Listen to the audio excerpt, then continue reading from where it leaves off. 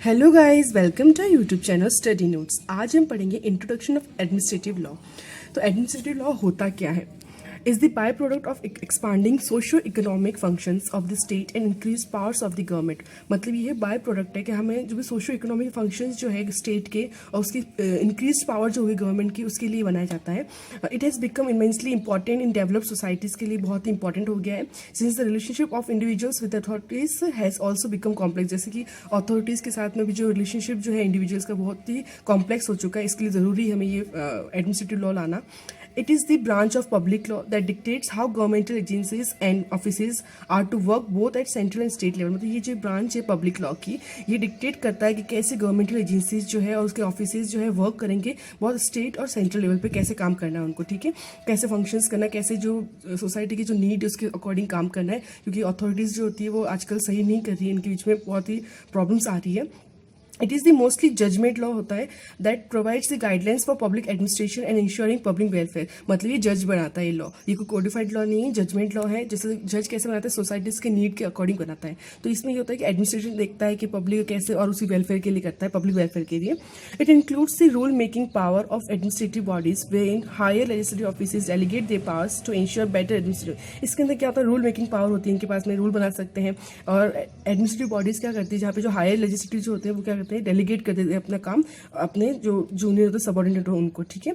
और implementation of rules को implement करते हैं, रेगुलेशंस को। क्वाजी जुडिशियल फंक्शंस होता है of administrative agencies, legal liabilities होती है पब्लिक अथॉरिटीज़ की।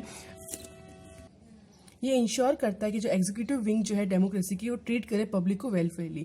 ये काम क्यों किया जाता है, ये देखना होता है कि जैसे एग्जीक्यूटिव होती है वो अच्छे से काम नहीं कर पाती है, तो इसलिए जज क्या करते हैं, जजमेंट लॉ इसलिए ताकि जज क्या करता है, सोसाइटीज़ के हिसाब से वो देखते हैं सबको, उनके ऊपर एक कहता है ना अपना ध्यान रखना उसके ऊपर कि बताना कि सही कर रहे कि नहीं कर रहे। तो ये देखना चाहता है कि पब्लिक के साथ फेयरली काम करो, इसलिए ये काम ये एडमिनिस्ट्रेटिव लॉ लाया जाता है, ठीक है। हम इसकी मीनिंग देखते हैं क्या होता है। तो administrative law is that law which deals with the relationship between a country citizens with the government. ये लॉ वो लॉ है जो डील करता है रिलेशनशिप किसके बीच का, कंट्री के सिटीजन्स का, उसके गवर्नमेंट के साथ में कैसा रिलेशनशिप है, अच्छा होना चाहिए, तभी सब वर्क अच्छे से हो पाएगा, ठीक है।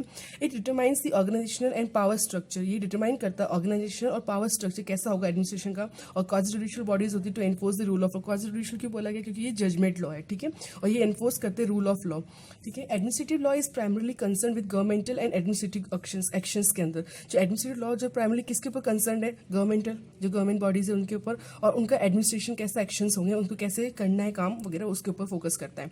And process in puts in a control mechanism. और ये प्रोसेस बताता है और कि आपको कैसे कैसे आपको वर्क करना है, कैसे कैसे नीड्स के अकॉर्डिंग आपको काम करना पड़ेगा। उनको एक कंट्रोल होता है, मैकेनिज्म में डाल देते हैं to prevent administrative agencies from spiralling out of control, ताकि वो अपने जो पावर उनको दे रखी है उससे बाहर ना जाए। इसलिए उनको एक मैकेनिज्म दे देते हैं कंट्रोल, कि उसके अंदर अंदर दायरे के अंदर आपको काम करना है। बिकॉज इसमें क्या होता है, ये अपने अल्ट्रा वायर्स काम करना, मतलब जिसको पावर है उससे बियॉन्ड काम कर लेते हैं। इसको प्रिवेंट करने के लिए ये मैकेनिज्म लाया गया है, ठीक है, या ये लॉ लाया गया है। It is not codified law, जैसे मैंने आपको पहले ही बोला था, कोडिफाइड लॉ नहीं है, ये जजमेंट लॉ है। मतलब जैसे जैसे सोसाइटीज़ की नीड्स बढ़ती है वैसे उसके अकॉर्डिंग जो है लॉ लाया जाता है। ये कौन लाता है, जजेस लाते हैं। And rather has developed over time. जैसे ये टाइम अलग जैसे टाइम आएगा वैसे वैसे ये डेवलप होता रहेगा। इसको कोई बाउंड नहीं है कि कोडिफाइड एक बार कोडिफाई कर दिया बस आपको उसको अकॉर्डिंग करना पड़ेगा, जैसे आईपीसी वगैरह ऐसे नहीं है। ये जैसे जैसे नीड्स होगी उस अकॉर्डिंग ये चेंजेस होते रहेंगे, ठीक है।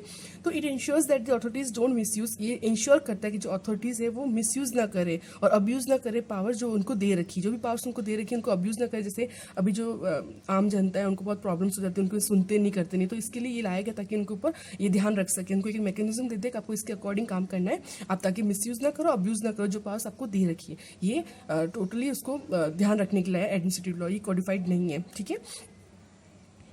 अब हम पढ़ेंगे डेफिनेशन क्या होती है। मीनिंग पढ़ ली हमने, इंट्रोडक्शन पढ़ लिया एडमिनिस्ट्रेटिव लॉ का, अब हम डेफिनेशन पढ़ लेते हैं। इसमें डेफिनेशन में ये होता है, several jurists and scholars have defined administrative law to reveal the scope and various dimensions of this branch of law. मतलब अलग अलग जूरिस्ट ने और स्कॉलर्स ने अलग अलग डिफाइन किया अपने अकॉर्डिंग कि कैसे कैसे इसकी ब्रांच क्या होगी लॉ की और कितने कितने डायमेंशन है, इसका स्कोप क्या क्या होगा। तो हम पढ़ते हैं ऑस्टिन की, एक ऑस्टिन की डेफिनेशन पढ़ लेते हैं।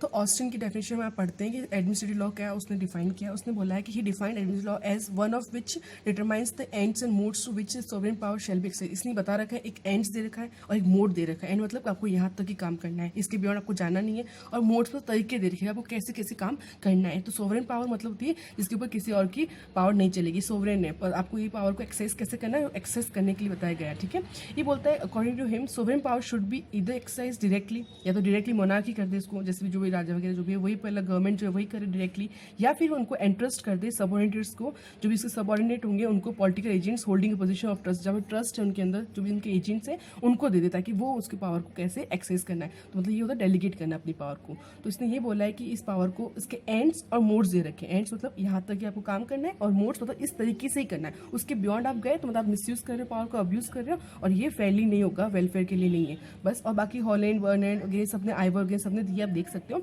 बट ऑस्टिन की सही थी।